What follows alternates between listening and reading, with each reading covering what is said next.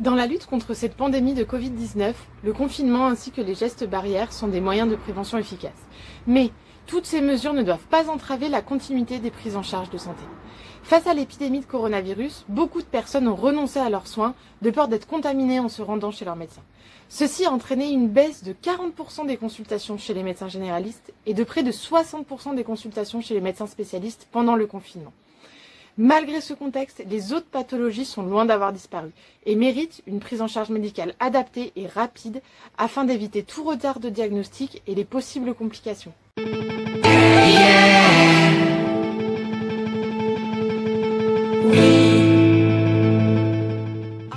Vous avez une maladie chronique, la poursuite de vos soins est primordiale. Continuez à faire appel à votre médecin traitant ou à votre médecin spécialiste autant que besoin et ne repoussez pas vos examens de santé.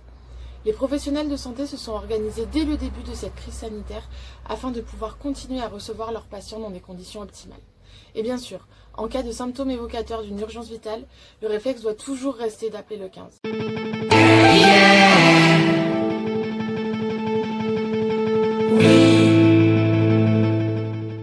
Si vous êtes concerné par les campagnes de dépistage nationales pour le cancer du sein, le cancer du col de l'utérus ou le cancer colorectal, pour l'instant ces campagnes de dépistage sont suspendues et nous attendons les consignes gouvernementales quant à leur reprise. Ces campagnes de dépistage s'adressent aux personnes ne présentant aucun symptôme de la maladie. Toutefois, si vous avez des symptômes inhabituels, inexpliqués et persistants, consultez votre médecin sans tarder. Pour connaître plus précisément les conditions de reprise des dépistages de cancer dans votre région, rapprochez-vous de votre centre régional de coordination de dépistage des cancers.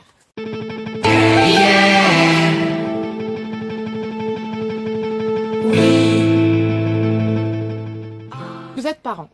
Le suivi médical de votre nouveau-né est primordial et ne doit pas être repoussé. Les pédiatres répondent présents pour la prise en charge des enfants durant cette période.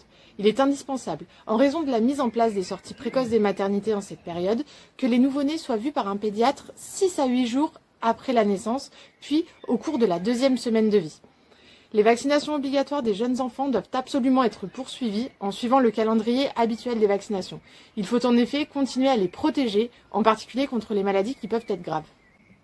En dehors des urgences vitales pour lesquelles le réflexe doit toujours rester d'appeler le 15, grâce à la téléconsultation, des médecins vous répondent 24 heures sur 24. Ils pourront vous conseiller, vous rassurer, vous orienter et si possible réaliser un diagnostic et délivrer une ordonnance électronique. Vous avez été très nombreux à utiliser ce service en cette période et vous avez eu raison.